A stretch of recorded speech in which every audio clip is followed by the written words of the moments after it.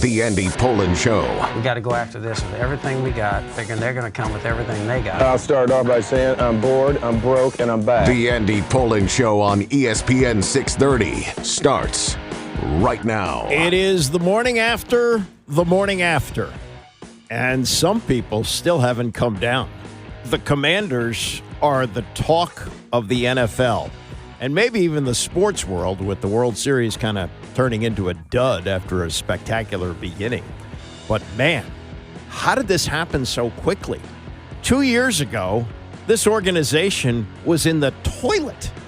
And there is new ownership, there's a new coach, there's an actual general manager, but more importantly, there's that guy. And as long as you have that guy, you are going to be a factor for as long as he stays healthy. And hopefully, Jayden Daniels will stay healthy. Yeah, he's dealt with an injury this year, but he made it back on the field on Sunday. And when it mattered most, he was able to throw it 65 yards in the air after running around for 13 seconds. And, man, it is the shot heard around the world, or certainly the shot heard around the area. I don't say DMV. Maybe I'm too old for that. I grew up with Washington metropolitan area, and I'm still really comfortable with that. I know people even older than me say DMV, but it is something that has reverberated for now, well, almost 48 hours. And I don't know when we need to stop talking about it. In fact, we'll get to this later in the show. Dan Quinn was asked at the end of his news conference yesterday about the buzz and all that, and he was quick to say, we got a game to get ready for. And they are now 3.5-point favorites heading to New York on Sunday to play a Giants team that looks like it's cooked. They're now 2-6, and they lost again last night with a chance to tie the game. Daniel Jones threw yet another soul-crushing interception, and Pittsburgh was able to hang on to win 26-18. And the Steelers are going to be here in 2 weeks. So there is this really rough stretch coming up for them, and not that the Giants are necessarily going to be a cakewalk on the road, but after they get through with the Giants, then they got the Steelers coming here off a bye, and off of that game they have to turn around and get on the road for a game on Thursday night against the Philadelphia Eagles. Now, the good part about that is if they come out of that 2-game stretch, let's say they win one and lose one, or miraculously they win both of them against the Steelers and the Eagles, then you got this mini bye coming up. You're off for 10 days. So there's a lot to be said for that as well. But right now, there is a feel here that hasn't been here since, and I want to say, it's 2012 and the second half of the season when RG3 had them on that run. But I was just listening to the end of our morning show here on Sportsmanlike, and they do a nice job. Evan Cohen, Chris Canty, Michelle Smallman. Canty played in the NFL for about 10 years, won a Super Bowl with the Ravens. He knows football. But he said something about RG3 that I think I need to correct. He said that Haloti Ngata essentially ended his career. He had the career taken out of him, as he said, by that Haloti Ngata hit. That is revisionist history. Let's remember this, that Robert Griffin III hyperextended his knee on a hit by Haloti Ngata in the Baltimore game after he had maybe his greatest triumph of his career, as he threw 4 touchdown passes in Dallas on Thanksgiving Day, and then they go to Baltimore off the mini bye there, and he's humming along there and then takes off and runs, and he was never good at protecting himself. And Haloti Ngata hit him, 300 pounds, and the knee hyperextended. I was told that was a minimum 4-week injury. They characterized it as 1 to 4. He wanted to play the following week, didn't get to play, and then decided that because Mike Shanahan with Kirk Cousins didn't run the read option in their victory over the Cleveland Browns, that they were looking to sabotage his career, and he didn't want to do things the way they wanted to do it, and that was really the beginning of the end. It wasn't the injury, and the injury didn't end his season. I mean, he's saying it ended his career. Remember, he came back and limped his way through the Philadelphia game. Alfred Morris was great in that game, and even better in the clinching game against Dallas at the end of the year to clinch the division, and then in the game against Seattle in the playoffs, he hurt the knee further, insisted on staying in the game. He had the surgeon, Dr. Beanie, James Andrews, on the sideline telling Mike Shanahan, yeah, he can't hurt the knee further. He's in a brace. He's going to be okay. And then the knee finally blew out in the fourth quarter, and he had the major surgery, and he came back. But he was healthy. He was cleared to play. It wasn't like that injury ended his career. So let's stop saying that about the RG3 era. And I think when you look at this stretch here, and we're, a long way from this season being over, but if you look at the 8 games that this team has played with Jayden Daniels, having experienced the RG3 thing and going back to the glory days back in the 80s, this is totally different. And this is much closer to what it was in the 80s than it was in 2012. And on top of that, at least in the quarterback realm, it's probably even better. I mean, the upside for Jayden Daniels is probably even higher than Joe Theismann, who had an outstanding career, was an MVP and borderline Hall of Famer. I would say that Jayden Daniels' upside may be higher than that. It's certainly higher than Mark Rippon, who had a spectacular year being protected. He was sacked only 7 times in that great year in 91 when he had an unbelievable team around him. And Doug Williams had a really great career, but I think if you boil it down, it was really just one spectacular quarter that he had in the Super Bowl against the Broncos. He was in and out of the lineup that season. Jay Schrader started it. Schrader got hurt. Williams came in. He didn't play well enough to keep the job. He actually lost it once or twice, I think, to Jay Schrader, and then finally wrestled it away in the last game of the season, then went in the playoffs and was okay in the playoffs. Wasn't great, in the game against Chicago. He was good enough, and he was good enough against Minnesota, and then had his bright, shining moment, which, in many ways, if you look at Joe Namath in the Hall of Fame, Joe Namath deserves to be there, I think. But if you look at his career stats, I think great. He threw more interceptions than touchdowns. He won one playoff game besides the Super Bowl. That was the AFC Championship to get there. And, without that Super Bowl, he certainly wouldn't be in the Hall of Fame. Well, Doug Williams, I think if you break down his career numbers, they're not all that different than Joe Namath. Maybe he didn't have as many passing yards, but he also had a historical game in the Super Bowl when he became the first African-American quarterback to start one, and, of course, the first African-American quarterback to win one and win the Super Bowl MVP. So I get a little far afield here, but you really need to correct Chris Canty, who I like. I think he does a nice job, but let's not go around saying that the Haloti Ngata hit ended Robert Griffin's career. That's not what happened there. Robert Griffin ended Robert Griffin's career by handling things the way he did, trying to undermine his coach, which he successfully did with Mike Shanahan, and then the issues that he had going forward with Jay Gruden. And finally, they had to let him walk, which was no great loss because he didn't go on to do very much with Cleveland and Baltimore. All right, let me get to the World Series here.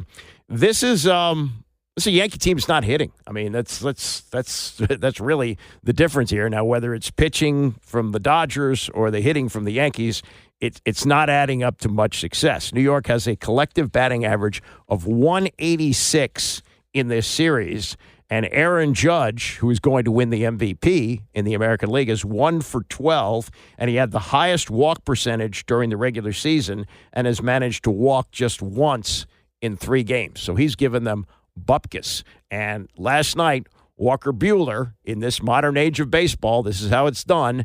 5 innings is considered a spectacular performance. And in those 5 innings, he gave up only 2 hits and no runs, struck out 5, and said after the game, let's not bury the lead here, Freddie Freeman, who is going to win the World Series MVP with the grand slam that he had in Game 1, the home run that he hit in Game 2, and then the 2-run homer that staked Buehler to a 2-0 lead last night, and as he said, really made a huge difference. Yeah, it changes the whole complexion of the game. I think at least, well, not just at least, for me for sure, and for our team for sure. I think if you look at the numbers in terms of playoff baseball, whoever scores first, I've talked kind of ad nauseum about grabbing momentum or keeping momentum and how important that is for playoff baseball, and there's not much bigger you can do on the road than hit a big home run the first inning. I've asked some hitters this question. You faced Freddie. Mm-hmm. How would you describe his swing? The swing isn't it. For me, facing him, I felt like he was on time all the time for everything that I threw, and if you look at the simplicity of his approach and his setup, and it makes a lot of sense why you can hit any pitch anywhere. And he uses he hits the ball to the left, and he hit a homer off me in 20 in the playoffs that I think there's very few people in the world that can hit the pitch that I threw him for a homer, and that was the hardest he's ever hit a ball in the big leagues. But What was the pitch? it was a heater up in. I think he hit it about 118. I think Mookie almost jumped for it and right, but he's a special player, and somehow it gets a little bit lost. We have Mookie and Shohei and Freddie, but you got two elite players, and we have a third one who happens to be a top 20 baseball player in the world that we don't talk a ton about, and he certainly showed up in the past 3 or 4 games. He's he's a guy the Braves chose not to re-sign, and he's playing hurt, but legged out a triple in the opening game on a bad ankle, and then delivered the moment, which, if you look back what happened in 1986, and obviously a lot of comparisons, the home run was hit at the exact same time as the Kirk Gibson home run in Game 1 of that World Series. I mean, if you look back, the A's were big favorites to win that. They won 104 games. The Dodgers kind of scuffled to win 94. They were not expected to win that World Series. And, had it gone the other way with Dennis Eckersley, the unhittable closer, able to retire Gibson, who either was going to hit a home run or he's going to make an out, because even if he hit one to the outfield, he wasn't fast enough to get to first base. So this was kind of an all-or-nothing thing. But because of that, the Dodgers went on to win the World Series in 5. Now, the A's did win Game 3. The Yankees did not win Game 3 last night, and they lost in large part to Walker Buehler. This was the wrap-up last night with the Fox crew. That's Kevin Burkhardt, who's stepping away from football to do this. David Ortiz and A-Rod and Derek Jeter as they wrapped up this Game 3. And don't be fooled too much by the score, 4-2. The Yankees got a 2-run homer in the bottom of the 9th. Otherwise, it would have been a shutout. And this is the crew not saying in so many words it's over, but essentially it's over. Here's Burkhardt. We came into this series, said if the Yankees were going to win this series, they had to have the advantage in starting pitching. Not only have they not had the advantage, the Dodgers have dominated the starting pitching department, and Buehler fit right into that category. Yeah, and at some point, you got to give them credit, but at some point, the hitters got to say, hey, you know what? We drive Mercedes-Benz too. We can, step up and make some hits and get better at bats. Look, Buehler was fantastic today, and he reminds me of guys like Andy Pettit and Jamie Moyer that as they got older, they lost velocity, but they became better pitchers. But look, the Dodgers, flat out, Kevin, they put on a masterclass in these first 3 games. They've outplayed them offensively, defensively, and pitching. I tell you what, Walker Buehler, when he's in the mound, he looked like he's on his own bubble. This guy, he breathed pretty normal. He don't have the 100 that he used to have, but I love the way he's pitching right now because he is keeping hitter off of balance. Like, everybody tonight against him look awful. Like, I don't have one batter that I can tell you tonight be like, okay, this guy have a great at-bat. Probably Soto have one good at-bat against him, but other than that, he was missing his pitches. And he said right here, when he first walked in, Papi, you think they were trying to hit my cutter? I throw like 10 of them, and we're like, I tell you what, that cutter was hitting the zone what you really wanted. And that's what pitching is all about, keeping hitter off of balance like he did tonight. He pitched. He's a pitcher now. He's a better pitcher than he was before. You don't have, this is a perfect example to all the young pitchers out there. You don't have to throw 100 every pitch in order to be successful. Now, he still has that mentality that he throws 100. He wants the ball. He wants the ball in these big situations. He wants to challenge people. He loves the big lights, the bright lights. He loves this stage. And he went out there tonight and, pitched like Walker Buehler of old, just not the same velocity. I think before he dealt with all the other injuries and the second Tommy John surgery and the hip issue, I think people had to be reminded he was one of the best Dodger postseason performance ever, right? And he loves this stage, and he came by and did it. And I love what he said. He said, maybe, I've kind of been freer in the postseason. I'm not worried about hurting my arm anymore, right? And good for him, and hope it earns him a big payday next year. I would think so. I mean, if you can pitch, you can get paid. One other thing on this, on what the Dodgers are doing. Now, they are throwing a bullpen game tonight, but when Mike Rizzo built that World Series team in 2019, he built it around starting pitching. And it may not mean as much in the regular season, but when you get to the postseason, They relied on 3 pitchers in 2019. Remember that. And that was really what won them that World Series. They had 2 starters who would move into relief when needed, all 3 of them, as a matter of fact. And that proved to be the difference as they won the World Series. You look at the Dodgers, they spend the money, and they don't even have Clayton Kershaw. He's hurt. So, I mean, it's really remarkable that they have that much and they perform this well. And tonight they're throwing a bullpen game, which could be a closeout game, maybe not. If not, they can close it out tomorrow night. It's that's how they do it. They do 2-3-2 in the World Series. So they don't have to keep flying back and forth across the country. But this has been a series that we had a lot of hope for, especially after Game 1. And now that the Dodgers have taken the last 2 and the Yankees have been basically punchless, I think there's every reason to believe it's going to wind up as a sweep tonight. The ratings are up. They're happy about that. But I think for the good of baseball, and if you read Barry's Beluga after Game 1, this was the kind of thing that would be a real shot in the arm for a game that's, struggling. The ratings are up, but they're still topping out at about 13 million people. I mean, a regular season NFL game, I know you don't really compare them, but this used to be the biggest stage in sports. A regular season NFL game routinely, even like a 1 o'clock or 4 o'clock game, gets well over 20. And then you get to the Thanksgiving games, which are 50 million people. And, of course, then the playoffs and the Super Bowl, and you're really talking some numbers. But, it has been a disappointment that the Yankees weren't able to rebound. But maybe that Freddie Freeman grand slam had the same effect on the Yankees as it did on the A's in 1988 when they went down in 5. We'll see if the Yankees can stretch it to 5. They got game 4 tonight, and we'll have it here on ESPN 630. Coming up, he was something of a local basketball legend in this town, long forgotten, but has now passed away. And I'll have some words on him as we continue and more. It's the Andy Pollin Show, ESPN 630. The Andy Pollin Show on ESPN 630, the sports capital. I want to get to a couple of things from Dan Quinn's news conference yesterday and also the Monday Night Football game from last night. That's the next 2 opponents for the Commanders, and it looks like 2 teams heading in opposite directions, but we'll deal with that a little bit more in a moment. The story I meant to get to early on, and I'm just getting to it now. Jerrod Mustaf has passed away. He's 55 years old. No cause of death was given. He plays a very interesting role in the history of college basketball in this town. He was like a lot of guys who played at Maryland, a DeMatha star, former DeMatha star. He was recruited to play at Maryland by Bob Wade. Bob Wade was the one who replaced Lefty Driesell after Lefty was forced out following the death of Len Bias. And he played well in his first year for Wade and then played a year under Gary Williams, who replaced Wade after the 88-89 season.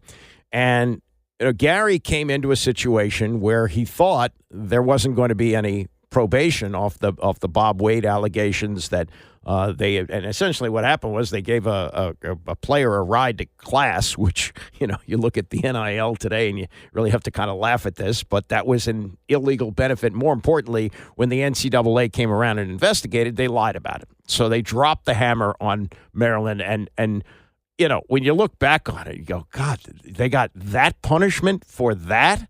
They were not allowed to play in postseason games, I think even the ACC tournament, but any kind of postseason, even the NIT, for 2 years, and they weren't allowed to be on TV. And there was, after that 89-90 season, because of that probation, they said anybody who wants to leave is free to leave and doesn't have to sit out a year. In those days, if you transferred, you had to sit out a season because of the probation dropped on Maryland. They didn't want to punish the players, so they said you can leave.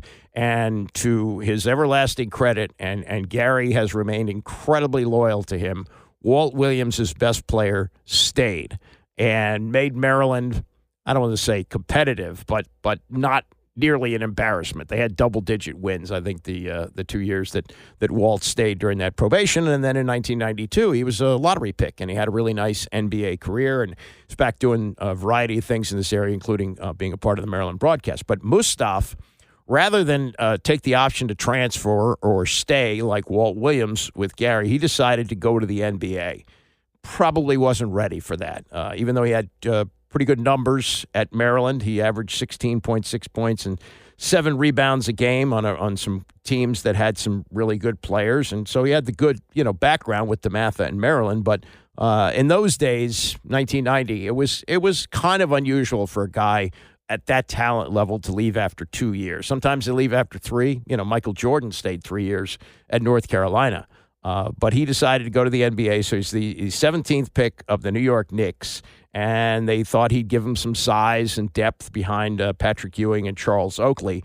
But he played okay there, but they traded him to the Phoenix Suns as part of a deal to get Xavier McDaniel, and didn't really do much with the Suns, didn't play in a postseason game, and was released after the 1994 season. Now, soon after he was released, there was a woman who was pregnant with a child that she believed to be Mustaf's at the time of her death, Althea Hayes, who was murdered. And Mustaf was never formally charged in the case, but his cousin, Levani Wooten, was eventually convicted of the murder, sentenced to life in prison.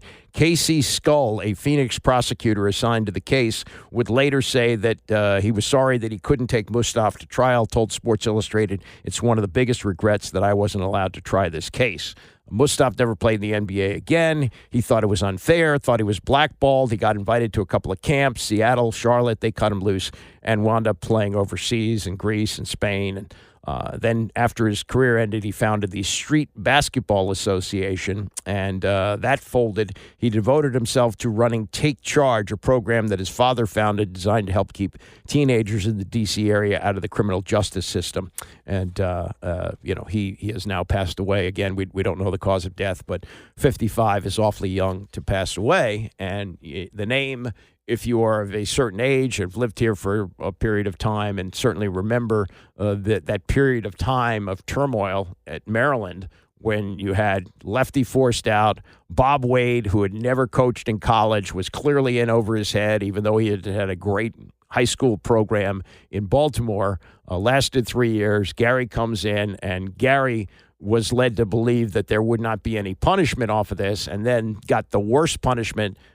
I don't think nobody's gotten anything like that since. There's been far worse violations in programs. Nobody got what was essentially a 2-year death penalty for the Maryland program, but he was able to bring it back, and that's why he got so emotional when he won the national championship in 2002.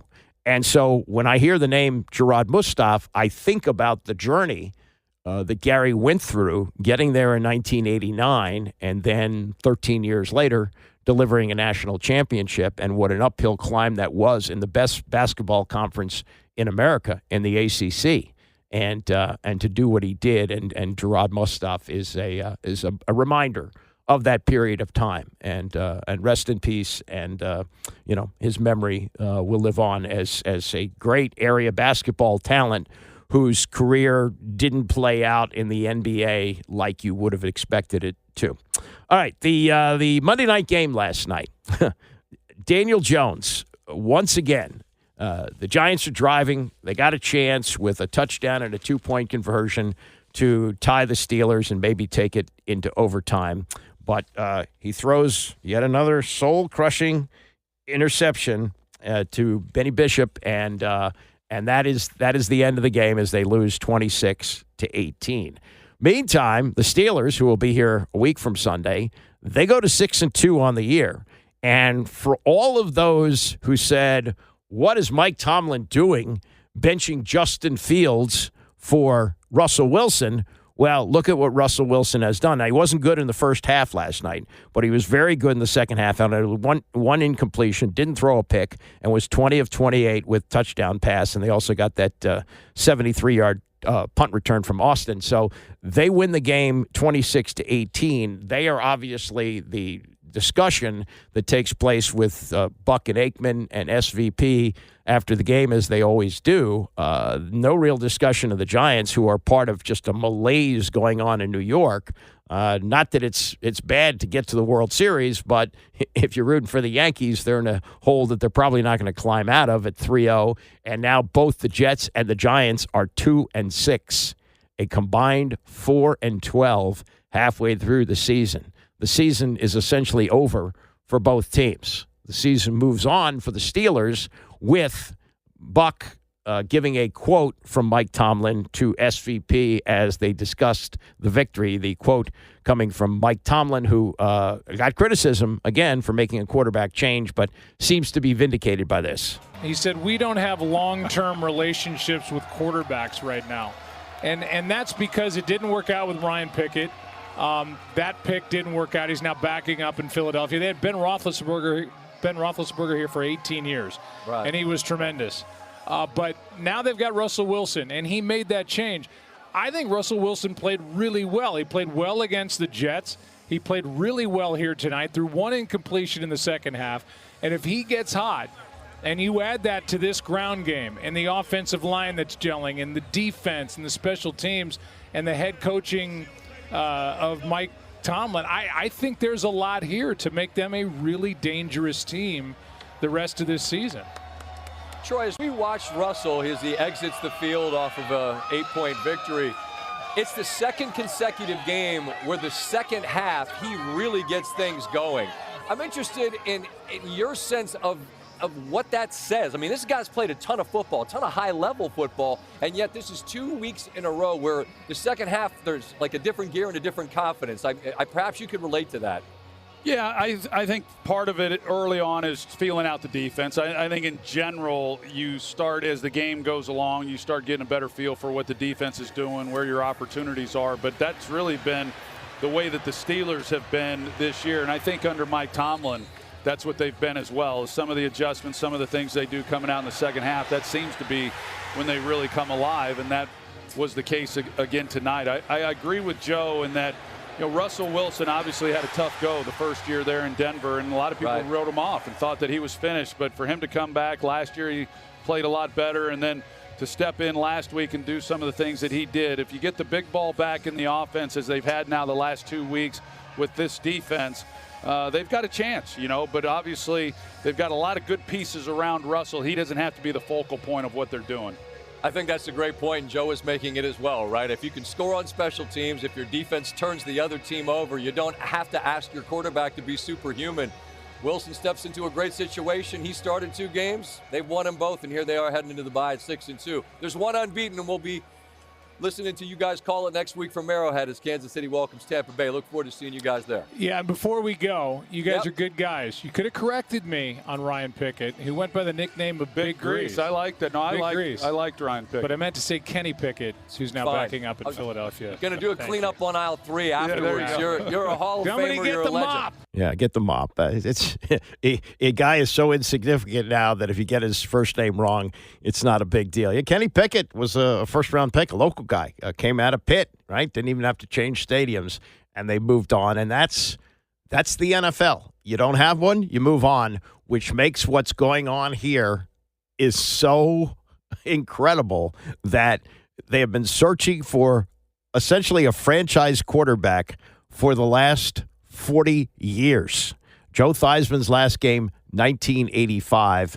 And now, I don't even want to say anymore, it looks like they have one because they got one in Jayden Daniels. I don't think there's any doubt about that. And we were saying this a couple of weeks ago that no rookie quarterback has ever started a Super Bowl. They're a long way from getting to the Super Bowl. And if you had to rank the NFC teams right now, you maybe put them in the top 5. But there's a long way to go with an inexperienced team and thing that they were kind of just put together really in the last 6-8 months. It's a stretch. But here's the thing that we were saying at the time was, well, yeah, but those teams that had rookie quarterbacks get to conference championship games, like Ben Roethlisberger, they had great defenses, and this is not a great defense, and it still is not a great defense. And even though they held the Bears to 15 points on Sunday, basically, stoned them in the first half, and were up 12-0 in this game. And Caleb Williams was really, and I think he threw for 36 yards through the first 2 quarters. Those things are impressive, but you also have to look at this. They gave up 196 yards rushing on Sunday, so there's still some things to be worked out there. But when it really counted, And this has been an issue for years, and it was an issue earlier this season. Not an issue in this game. When they needed to make a stop, they made a stop. Chicago was 2 for 12 on third down, 0 for 1 on fourth down. That's 2 for 13 on the money downs there. And this is Quinn yesterday on what he saw from his defense on Sunday. That was what we were looking for. And I thought Joe and the staff and the guys did a really good job of tying the whole thing together, the rush, the coverage. And we knew their quarterback could escape and get outside, and he did some. But to see us fight and finishing for it, that was the case. I would say a number of the missed tackles we had, I bet, were on the QBs. I would think both sides, had double digits of missed tackles, and both QBs could, evade and make you miss. But more than anything, I was pleased to see the tackling, down the field. That was going to be a big deal. And then the ball. We had said that was going to be, the deciding factor in this game. So the one coming off the goal line, Nikki, that to me was the play of the game before there was the play of the game. Yeah, and the play of the game, we all know what the play of the game was. I said this when they signed Bobby Wagner, and you got to be an old-timer to remember this. But when George Allen got here in 1971 and brought in a lot of his former defensive players, including Richie Pettibone, who came here, and then he brought in old veterans on the defensive line, as you had Ron McDowell coming in, and Dyron Talbert, who had played for Allen with Los Angeles. That really made a difference. But I also said Bobby Wagner reminds me of the signing of Jack Pardee. Jack Pardee, you didn't sign free agents in those days, but he was part of that big trade where Allen sent most of his draft picks for like 2 years to the Rams for these old veterans, which included Pardee. And Pardee called the defensive signals. He went on to a long head coaching career, coached in college, coached in the pros with the Bears, with the Redskins, and later coached with the Houston Oilers. He was a really smart football guy as well as a really terrific player, and he always had people in the right positions. And I felt like Bobby Wagner was the same kind of signing. Defenses are played a little bit differently now than they were in those days, and he was the classic middle linebacker for that team, but he always had guys in the right position. And this was Dan Quinn yesterday on what he saw from Bobby Wagner and the way he ran the defense on Sunday against the Bears. I thought Bobby Wagner, David, was in the very front of it like a quarterback, very in control. We had to get in and out of some checks based on empties and new alignments and new calls. And I thought he just showed that poise came through. We were very fortunate to have him here because of that presence. And he's a good blitzer, but more than anything, I just felt him in total control defensively, like a coach on the field, and it was really one of his better games in that way. I just really felt the control of him. Yeah, and then you get into the stretch of the season where you're trying to make the playoffs, and then you get to the playoffs, and you got a linebacker who's played in 2 Super Bowls and has won one. That's huge, and I don't think you can overstate the importance of Bobby Wagner to this defense. Is he the best defensive player right now? No. That's his running mate. That is what we're seeing, what they're getting from Frankie Louvu. But in terms of running the defense, getting everybody in the right spaces, and doing the things that they need to do. Now, they're still doing well against the run. You can't give up nearly 200 yards rushing and say your defense is playing well. But you're making the plays that you need to make on third down when you hold them to 2 for 12, and that has made an enormous difference. And then you get the turnover on what was really a bonehead move by the Bears, where they're down near the goal line and they're trying to run Refrigerator Perry, handing off to an offensive lineman, and it results in a fumble. If you watch the replay, they don't even make the handoff because, offensive linemen are not used to taking handoffs. That was really dumb. If they thought they were going to catch an old vet like Bobby Wagner off guard with that, guess again, that wasn't going to happen. So I guess over the last 30 years or so, there have been instances where the number 1 and number 2 draft picks faced off against each other, and both were quarterbacks, but really never amounted to anything. The big rivalry of quarterbacks, of course, was the years that Peyton Manning and Tom Brady faced off, and they were drafted 2 years apart. Manning was the number 1 pick of the draft in 1998. And Tom Brady, as has been famously chronicled, was the 199th pick in 2000. Manning threw 28 interceptions in his rookie year. The team went 3-13. Brady barely got off the bench for Drew Bledsoe in his first year in 2000. So there was no rookie versus rookie matchup like we had on Sunday. But this is now the possible future of rivalry of quarterbacks in the coming years, as we've seen some flashes from Caleb Williams and the hope that he will become a great quarterback for the Bears, and looks like Jayden Daniels is well on his way. And Tom Loverro wrote about that today, saying, what we could be seeing in the future here. And, just because Caleb Williams wasn't spectacular on Sunday doesn't mean that he won't develop into a great quarterback, and we won't have this tremendous matchup for years to come. But he writes, for 55 minutes and 19 seconds, this Washington Commanders versus the Bears contest Sunday felt more like Jason Campbell against Kyle Orton, Rex Grossman versus, Rex Grossman, Carson Wentz against Justin Fields. Remember that glorious 12-7 Washington win in 2022? That was the score. 12-7 on Sunday when Williams and the Bears took the field with 4 minutes and 21 seconds left, and the Commanders trying to protect the lead built on 4 Austin Seibert field goals. Williams, the former heralded Gonzaga quarterback, went on to start USC, drove the Bears down the field with completions to Rome Odunze, Keenan Allen, and a key pass interference call on Washington's Benjamin St. Juste at the goal line. With 27 seconds left in the game, Chicago took a 15-12 lead. Then Daniels took the ball on his 24-yard line with 19 seconds to go. You know what happened then? The whole world knows. In that last 4 minutes and 21 seconds, everybody got to see what they came for, the Brady-Manning redux. He goes on to say that Dan Quinn, remember, for the Baltimore game, tried to play down the matchup of Jayden Daniels against Lamar Jackson, saying, they're not playing against each other. But Loverro says, but the reality is, like great baseball pitchers who don't actually face each other, quarterbacks inevitably measure themselves against the quarterback on the other sideline. After the loss to Baltimore, Daniels told the tale that he said, you go out there, obviously, you keep that in the back of your head like, man, we got to score because they have a quarterback on the other side who can put up points too. He says the Daniels-Williams rivalry in its infancy may be undermined by a Bears organization that is yet to prove it can get it right with a young quarterback. Circumstances may change. But going into Sunday, the story was the clash between the two rookie passers. Williams, the number 1 pick, Daniels, the number 2. If the rivalry does blossom, so could the rivalry between the two teams. The Bears don't play in the NFC East, but they are in the same conference. The Colts didn't play in the AFC East, but that didn't stop the creation of the rivalry between the two teams in the postseason conference showdowns.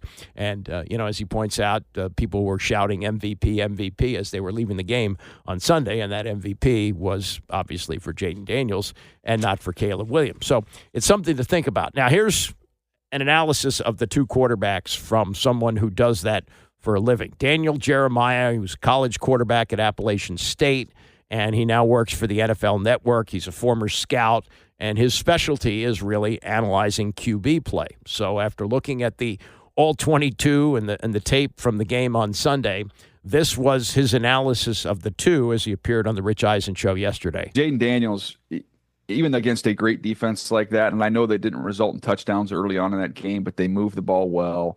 The poise, it just still jumps off the screen when you watch him. Everything can be kind of chaotic around him. He's really still able to kind of keep that little heartbeat and able to escape and make some plays. They had, 4 big drops when you're watching it. So as good as his stat line was, could have been even better with some of the plays and some of the throws that he was making there. I do love the offense that they have him in. I think Cliff is doing a wonderful job of just kind of mixing things up with giving him some easy throws, some tunnel screens, hit some spot routes, and then just kind of picking your spots when to push the ball down the field. And he is incredibly accurate. Side note, I don't know if, everybody knows the end of that game, but Terry McLaurin, when I was trying to figure out who he ran by for the big go ball earlier in the game, it was Tyreek Stevenson. Not a great day. Not a great day for him. But Jayden was awesome. And, the end of the game, we'll get to that in a moment. But you flip over to Caleb. I thought early on in this game, everybody that had watched it on TV that had talked to me, because as you said, I'm calling the Charger game, so I don't see it as it's happening. They're like, I thought Caleb was too amped up, early in the game and was missing some throws, and then he played better down the stretch. And when I watched it, I actually came away thinking, Caleb, he was so concerned about making a mistake. I think he did not want to make that catastrophic mistake. When you call it, they got like a swing screen. They don't get the defensive end cut. It's a touch throw, but you can kind of get it over the defensive end and you might have something. He just held the ball, took a sack. There was a couple other times where there's defenders in the way. He just kind of airmailed it. He was trying to be a little too careful with that. And then if he didn't trust things were there, he was running around trying to make plays. I thought as the game went on, especially you get deeper into the fourth quarter, he stood in there and he took some chances and let it rip and did some really nice things to get them in front at the end of the game there. So I came away with both young quarterbacks, first and second picks. I was very impressed with what I saw from both of them. And then that throw at the end, right? Jayden Daniels, the throw at the end. I honestly, with bad ribs, I'm like, is he going to really throw it 60-something yards in the air? Yeah, he threw it 60-something yards in the air. I mean, that actually happened. And that just adds to an air of inevitability and invincibility, right? And how that, that dictates so many more wins potentially in the future, how everybody's going to never feel like they're down or out, or they'll follow him to the moon and back right now. Yeah, DJ. I think it's safe to say you could say he's got the locker room, he's got the organization, and he's got their entire fan base right now. I mean, I've got a brother-in-law who's been a lifelong fan of this team. And I mean, I was reminded of it because I almost forgot for the last decade. But he is, he is very excited. This has brought some juice to this entire organization and Washington universe here. And you start looking at it, Rich, and I'm like, if this is as good as he is right now, what's this going to look like when Adam Peters has a chance to shape this roster around him and what he does well, and they get some more playmakers around him. It's exciting. He's been fun to watch, and I don't want to take anything away from Caleb either, because I thought Caleb, after getting beat up and hit a bunch and maybe being a little too careful and a little too fine, he made some big time throws, man. When he hangs in there and gets hit right in the chest late in that game and has about a 30-yard completion down the left sideline, I'm like, okay, these are big boy throws. And at the end of the game, there's a lot of ways to go at that with things that were wrong on the Bears side of things. I went back and looked, just kind of going through the whole game. It was interesting. They were in the same situation, and I posted this right before the half, where they're at the 49-yard line. Chicago's 49 with 8 seconds left.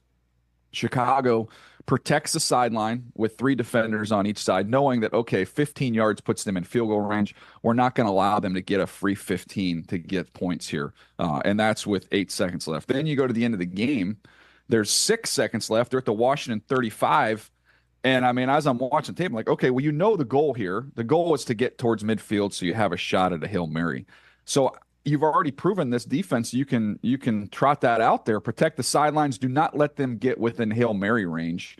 And they came out and a totally different look and just gave up the sidelines and gave up a free 15, which allows the final play to happen. So I didn't know what the thought process was there. I guess they're thinking 6 seconds isn't enough time to advance the ball 10 to 15 yards, when it seems like there's plenty of time to get that accomplished. Yeah, that's Daniel Jeremiah of the NFL Network. And Matt Eberflus, the Bears coach, said yesterday that the pass to Terry McLaurin that set up the Hail Mary didn't matter. Of course it mattered, because the pass was thrown 65 yards in the air. If they don't complete that pass, then Jayden Daniels is having to throw it 80 yards in the air. And that's not going to happen. Jeff George once told me that he could throw it 83 yards in the air. I don't know if he could throw it on the run like Jayden Daniels did. I don't think he could. He really didn't even run much. He's got a great arm. But, yes, it was important, because there is no Hail Mary like that. They probably run that crazy play where everybody hands it off a bunch of times trying to set up the Stanford band play for a touchdown. So let's stop the nonsense. That was good strategic work on the part of Cliff Kingsbury and executed very well by Jayden Daniels, which set up the touchdown pass. Let's be clear on that. We'll get to some more thoughts from Dan Quinn. One of them is let's move on. Let's celebrate this briefly. But got the Giants coming up. We'll get to that. Plus the Russell Wilson performance from last night and a little college football from Paul Feinbaum, who stopped by the Dan Patrick Show. That's coming up. It's the Andy Pollin Show, ESPN 630. The Andy Pollin Show on ESPN 630, the sports capital. Bram is coming up at 11 o'clock. It seems to be a weekly question for Dan Quinn, as I guess it should be. But it's the continuing growth and now legend of Jayden Daniels. And you can add really two more things to it off of Sunday. One, as a leader, and this is greatly admired in sports, playing hurt. I've told this story a bunch of times, but maybe it fits in here.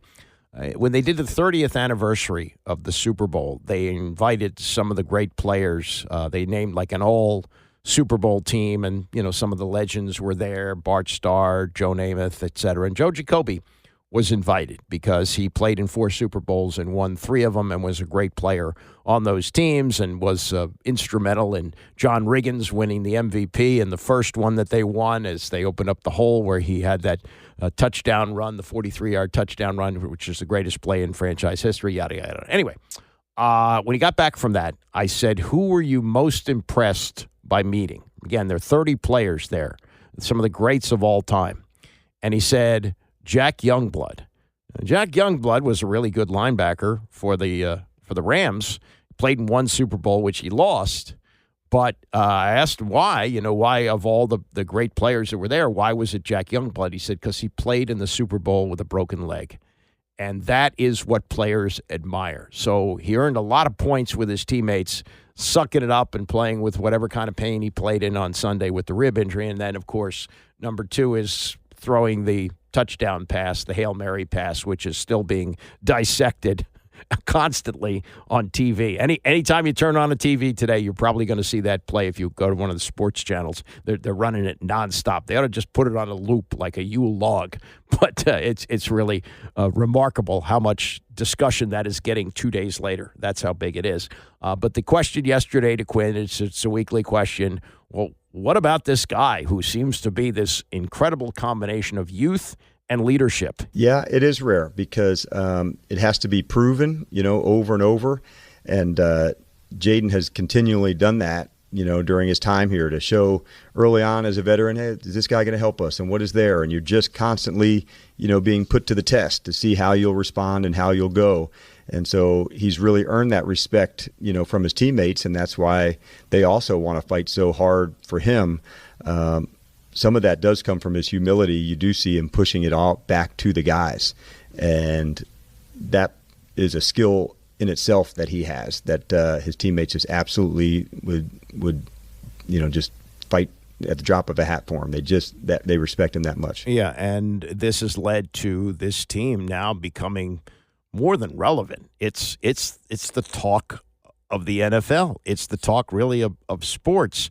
And I know newspapers may not matter to you much anymore, but I'm still a subscriber, and I know there's a lot of drama going on with that now with the Washington Post, but I still get my actual newspaper delivered every day. Sam Fortier has a front page story. This used to be a big deal if there was a story on the front page, and if it's a sports story, that was somewhat unusual. Now it's because this story is so big, they put it on the front page, and the headline is, Commander's Miracle Represents Seismic Shift. Hail Mary to beat Bears inspires belief that could endure for players and for fans. And he writes, their team is the talk of the league, again, unbeaten at home, and for those daring to look ahead to the playoffs, and especially hard out in the NFC. It's not quite Super Bowl, but it seems to be getting there. But, after talking about the Hail Mary and all the plaudits that they're getting, the last paragraph of the story is about,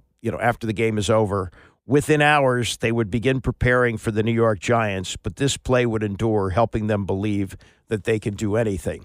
And that preparation for the Giants is something that Dan Quinn has to navigate. He had his team euphoric on Sunday. They had a meeting yesterday. He calls Monday, Tell the Truth Monday.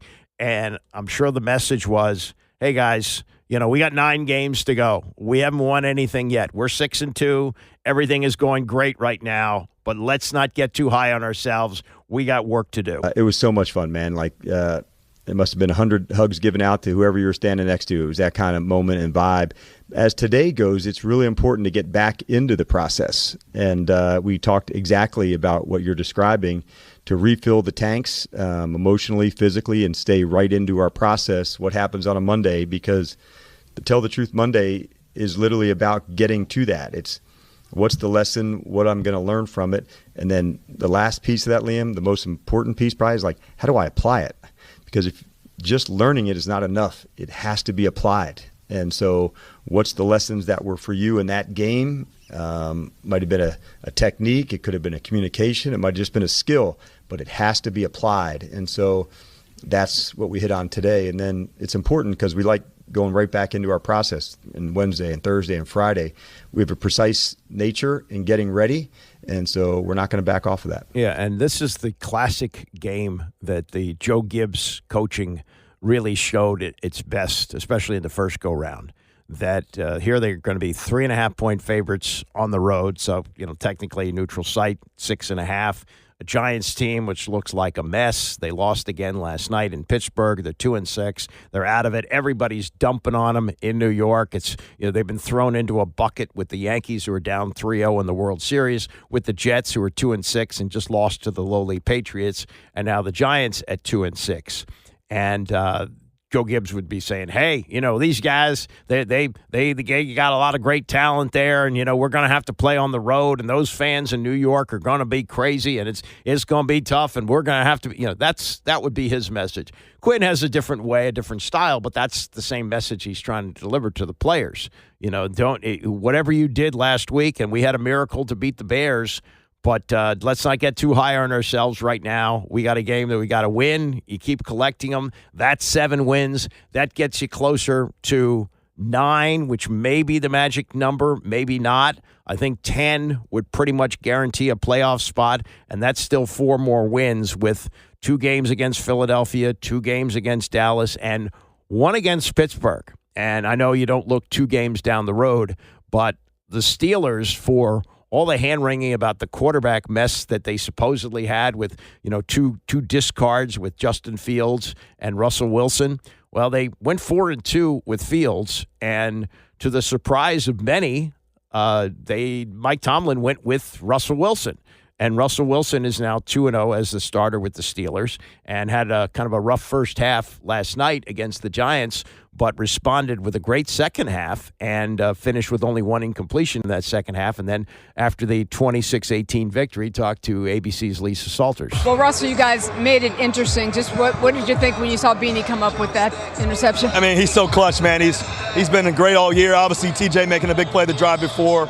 We're just so connected, and we have amazing fans, man. It's a special night for us, obviously. It was a big win, These guys play hard, the Giants, and we just stay composed, and that was key. That first half, there were so many almosts. Yeah. Just what started falling into place in the second half? Well, we had a couple of touchdowns that got brought back, but we just stayed the course, we stayed the course. We knew that we were going to break it open. We felt like, and sure enough, Calvin had the big return for a touchdown, and then we scored right after that. And we're such a great team together, and whenever we get to do it together, Coach Tomlin believes in us, and we're all connected. Just your second game with this group of wide receivers, and yet the downfield connection is real. Just how have you been able to fast track that? It's all those guys, man. They make great plays. I think our offensive line is doing a great job of giving me the time and making throws and all that too. So it's all connected, and it starts with our running game. It starts with our playmakers, how hard they work during the week. That's such a key part to it. Is just the work ethic that they have, and then that's the big part. That's what makes it fun, is when you get to put the work in and you get to see the results on the field. 6-2, first place in the division, heading into your bye. Just what's feeling good right now? What do you got to work on? There's a lot we got to work on. We can play cleaner. There's more touchdowns out there. We had some tonight, but got called back. But just it's one of those things that we're going to catch our groove in such a way, I believe, that's going to make it really hard on other teams.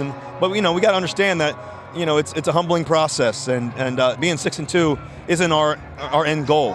It's not our end goal, and we can't be satisfied with that. Yeah, and again, they're going to be coming here off a bye when they play at Northwest Stadium in a couple of weeks. But that was Russell Wilson last night getting it done for the Steelers, who are going to be a factor in the AFC. Are they as good as Baltimore? Well, Baltimore slipped up against Cleveland this past Sunday. Are they as good as Kansas City? Maybe not, but you never know what's going to happen over the second half of the season with injuries. And you do have a quarterback in Russell Wilson who was left for dead at the side of the road from Denver and really at the end of his experience in Seattle, but now seems to have a resurgence with the Pittsburgh Steelers as he's won the last 2 games for them. Some college football here and kind of a wild weekend. We talked about this briefly yesterday that after Texas A&M beat LSU, their coach, Mike Elko, made a comment that seemed to take a shot at Jimbo Fisher, who was the coach last year, who was very famously bought out. Who among us wouldn't want that? Bought out for, I think, $76 million. And he was known for being a fast-talking guy, kind of a salesman kind of guy. And now it's no more talking the talk; it's walking the walk. They are 7-1. Fisher never had a 10-win season at Texas A&M.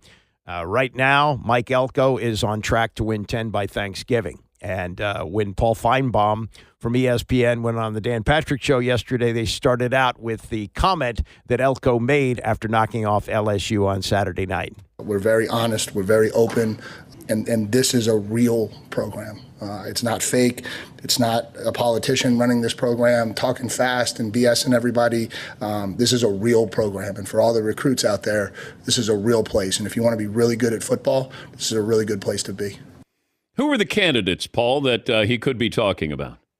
Well, first of all, you don't have to be a PhD from the Dan Patrick School of Sportscasting to know the answer to this. So I'll eliminate the candidates and name only one. He is referring to one Jimbo Fisher, one of the biggest BSers in the history of college football, and not a very good politician at that, and a man who walked away a year ago next week with, I'm thinking, $77 million not to coach this team that Mike Elko is coaching exquisitely. So didn't mean to give you such a long answer to an easy question. Yeah, we didn't know if he's taking a shot at Brian Kelly because he coached with Brian for a year at Notre Dame. I didn't know if he was taking a shot at Deion Sanders. So thank you for clearing that up. All right, the number of teams that are playoff worthy, the number of teams that are in contention to win it all. How big a disparity do you have with that? Yeah, I mean, I think there's something like 29 schools right now competing for 12 berths. It gets a little complex because of the naturally convoluted system that the CFP has. We're not identifying the 12 best. We're figuring out conference champions. But I think we're about to get into the point of the schedule where we're getting playoff eliminators. Like Saturday, Missouri went away. They only have 2 losses, but they're not coming back. I mean, they've lost, I think, 75-10 in their 2 biggest games this year. So, and they have their biggest win is Boston College. So the next big one comes in 12 days with the aforementioned Brian Kelly. You have Alabama and LSU. This is the loser is done. The winner stays alive and very likely will get in. So we're going to see a series of games like this. I mean, everything is not equal, but just within the Big Ten, the SEC, there are more. I mean, nobody had Indiana. Nobody looked at Pittsburgh from the ACC. And quite frankly, nobody had Texas A&M in the SEC. I know when we went to the 12-team playoff, I had a lot of pushback, and I was probably in the minority. I said, this makes the regular season more relevant. More teams have hope. All you want to do is get into the big dance in March Madness. That's it. You just want to be able to say we're in, we got past the velvet ropes and we got in. And I think having games that mean something in November is something that we have missed here. Where do you stand with where we are with 12, and how long does it take to get to 24? It will keep growing. Just let me refer you to the NCAA basketball tournament. It was 32, and now it's now they're trying to get 96. It makes too much sense. We used to spend November figuring out bad conference divisional matchups, which in the Big Ten and the SEC were always one-sided because there was one dominant. Now it is fascinating, and I think we're in for a really extraordinary month. And I'm not sitting here as a hype machine for SEC on ABC. It's doing quite well, by the way, but every conference is going to have these games. And, especially when there is literally a playoff berth on the line. It's an old saying, Dan, but college football is now entering that NFL phase where even the conference championship games won't determine a playoff bid, but they will determine who has a bye and maybe home field advantage. That matters, as you well know. All right. I know it's been a few weeks. It's hard to keep track of where you stand on Deion Sanders. I can't remember. It's not the toughest schedule, but you don't get style points. You just win. And with Travis being out for a while or being banged up, and Shedeur Sanders is playing well, and maybe the Heisman winner. But how good is Colorado? They're a lot better than the last time I was here, Dan, when we were both lamenting. Can they just win 4 games? It has been remarkable to watch, and maybe we shouldn't have been surprised when you have 2 of the 3 or 4 best players in the country. But they're not beating what I would call high-quality teams, but they are winning. And they'll get a couple of opportunities. I think that what they need, they're in a bowl game, which is great, but now, they've got a very narrow path to the Big 12 championship. I wouldn't put my stamp on it right now, but the fact that it's almost November and they're still a relevant conversation piece as opposed to what they were last year, a freak show, I think is very significant. And, I know one of my colleagues and one of your former colleagues has been clapping for Deion to be National Coach of the Year. I think Mike Elko might be a slightly better choice right now, or a number of other coaches, like Kurt Signetti at Indiana. But I do think that Deion has quieted everyone, including me. I've been in traction for 3 weeks trying to pat myself on the back or flip flop from all the different takes. But Dan, that's sports, okay? Why apologize? Just come up with a new take. Yeah, exactly. That's Paul Feinbaum yesterday on the Dan Patrick Show. Coming up, there was a lengthy story written about Ted Leonsis in the Post over the weekend by Rick Mace, where Ted is looking to be loved again after he left the house and had an affair with Virginia. And his case for being loved in D.C., he lays it out for Mace, and we'll go over some of his comments as we continue. It's the Andy Pollin Show, ESPN 630. The Andy Pollin Show on ESPN 630, the sports capital. You may remember the movie Urban Cowboy, which came out in 1980 with John Travolta and Deborah Winger. It kind of launched, and I was in Texas at the time, but it kind of launched a whole urban cowboy craze throughout the country. People were dancing the Cotton-Eye Joe and everything. But anyway, part of the soundtrack of that was looking for love in all the wrong places. And that's probably the story of Ted Leonsis, who flirted with Virginia just 7 months ago. He had a big plan. He was telling everybody, oh, yeah, the DMV, it's not just D.C., Maryland, and Virginia. It stretches all the way from Florida to New Jersey. And, yeah, National Airport, Washington Airport, it's actually in Virginia. So we're just going to move the team a few miles into Virginia to the Potomac Yard site, and everything is going to be great. Well, a lot of people got angry at this. He, in his news conference, did not take any questions on this. He just laid it out as it was going to be great for everybody. And a lot of people didn't feel that way. And then the deal fell through because Louise Lucas pretty much dunked on Ted. Not so fast, my friend. You're not going to build here. And they were chased out, and he went back to D.C. and made a deal. So Rick Mace has a long conversation with Ted Leonsis. It is, for what it's worth for you, a front-page story in the Washington Post from Sunday. And he's got some quotes from Ted here. He says, there is no stasis. If you're growing, you're shrinking. He says, if you're not growing, you're shrinking. Excuse me. If you're shrinking, nothing good comes out of it. If you're not launching new products, if you're not investing in new things, keeping the spiral and momentum going up, you start to go this way. And he twirled his fingers downward. Now, to his credit, he was at the forefront of AOL. He did a lot of great work with them and helped to launch that company and made himself very wealthy and got involved in sports. He took it the hard way. He had to take over the Capitals, who were losing money at the time. Abe Pollin sold them the team and said, you run the Capitals here for a while, and when I'm ready to sell, I'll sell to you. He never did while he was alive, but after Abe passed away, his family decided that he would sell to Ted, and Ted bought the arena, and he got the Wizards and the rest, Monumental Sports with the Mystics and other properties that they have. I think he's launched an esports team, and he's aggressive in this manner, and I'll give him credit for that. And frankly, I've had sort of an up and down relationship with Ted over the years. When he first bought the Capitals 25 years ago, he called me up and tried to basically bully me into talking more about the Caps on our station. We carried the Caps at the time, and the key to success is no secret for anybody who does sports radio in any town. It's to talk about the NFL team. And even though at that time, they were actually pretty good. They won the division that year.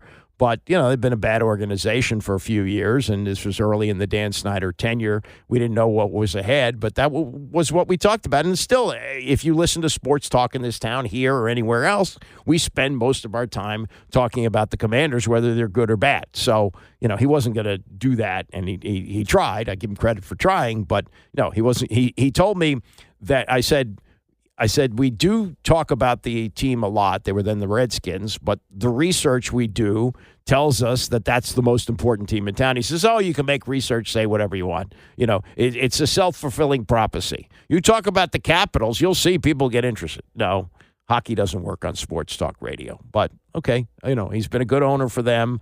He signed Alex Ovechkin long-term. They've been a consistent playoff team. They've won a Stanley Cup, all those things.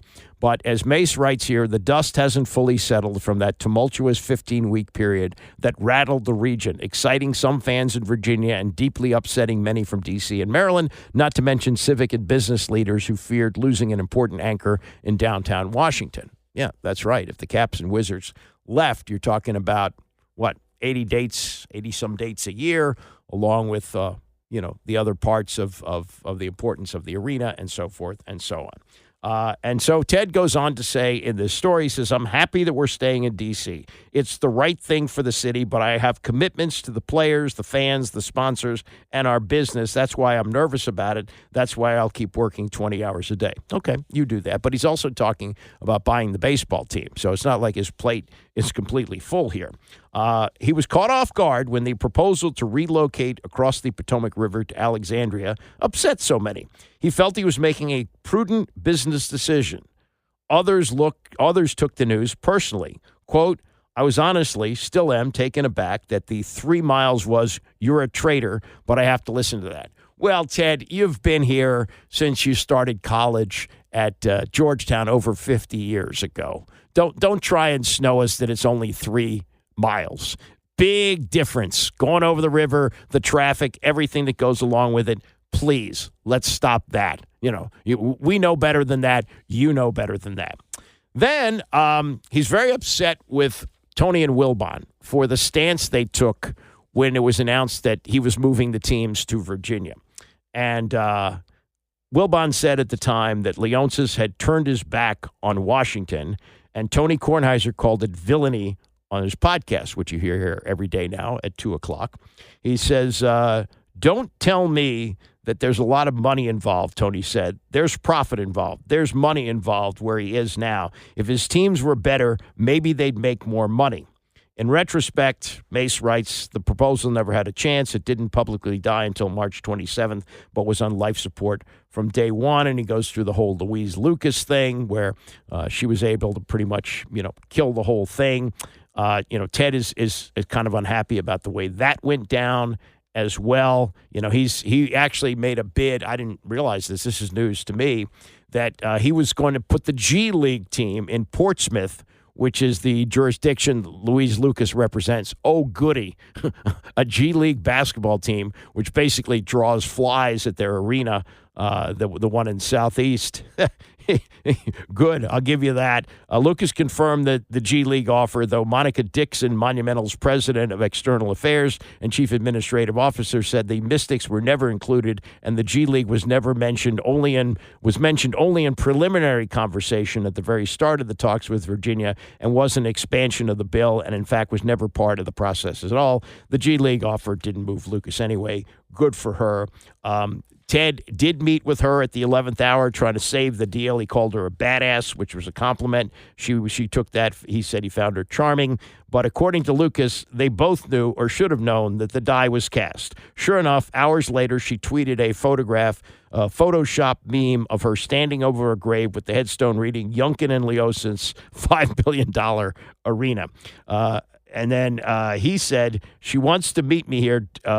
She wants to meet me. Don't tell the governor. Don't tell anyone. No social media. We go downtown. We meet her. He's told her it was a great meeting. And then he says, give her personal number so you guys can talk unabashedly, but don't tell anybody. Hours later, the tombstone came up, and he says, what should I do? Do I tweet back? Do I just admire? I mean, that was an OG move right now. So live and learn. So basically, he's admitting that he got his butt kicked by a woman in her 80s. Okay, on that.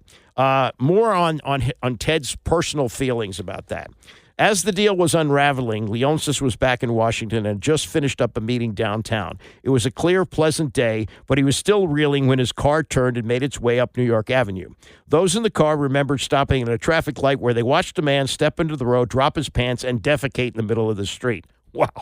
Leonsis was stunned, but he chuckled. While his brain started churning about the ways the system needs to do better to support a struggling population, he was also struck by how happy the man seemed. The two even exchanged thumbs up on that. Well, I think most of us are happy when we do something like that. Anyway, not in the street, but when we take care of that personal business.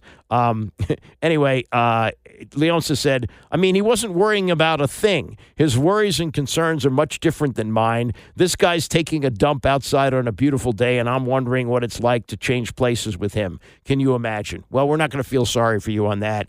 And because he had his one moment of pleasure in front of your car doesn't mean that his life is that great, Ted. I mean, that's kind of insulting. Here's another thing that he's grieving about. He says, I'm pissed at Michael Wilbon and Tony Kornheiser. I think they're cheaters. Wilbon was criticizing me for moving 3.5 miles from Phoenix, where he moved 20 years ago. Well, he hasn't fully moved there. That's one of his homes. And, Ted, you actually have a home in Florida, too. So it's not like, you're living here 365 days a year either. He kept hearing that he was a terrible owner, that maybe had he been shielded from criticism in this town or for so long because Dan Snyder, the former NFL owner whose unpopularity was unrivaled, had absorbed the bulk of Washington's fury. I hope that's not the case. I hope it's not. Now Dan's gone. You're the next Dan Snyder. That would hurt. Give me an objective reason why anyone would say that. Well, I wouldn't say that.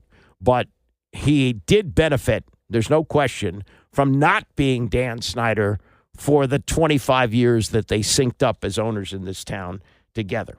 And then he defended the Wizards, which, let's face it, have been an embarrassment. He said they made the playoffs 4 times in the last, four of the last 10 years. The Caps have made the playoffs in the last 25 years, second or third most times in the league. Okay, all that's true. The Caps have been good.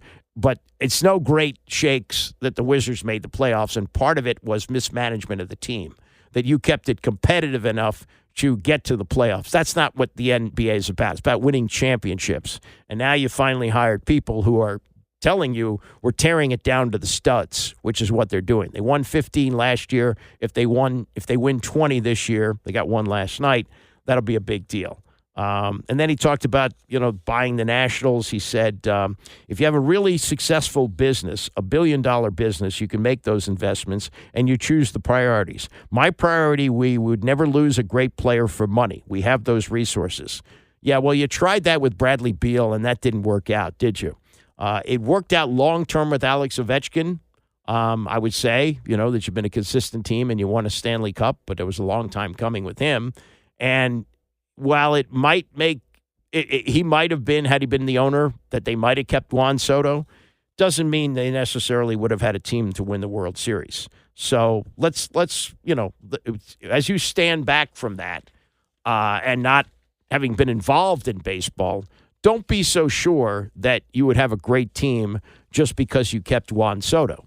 And how high would the number have to go, And Soto is going to benefit to a degree, but if his team gets swept, I don't know what the number is going to be if he leaves. I'm sure he'll be shopping on the free agent market if he leaves the Yankees and goes someplace else. Anyway, that's Ted. That's Ted saying, "Why is everybody picking on me?"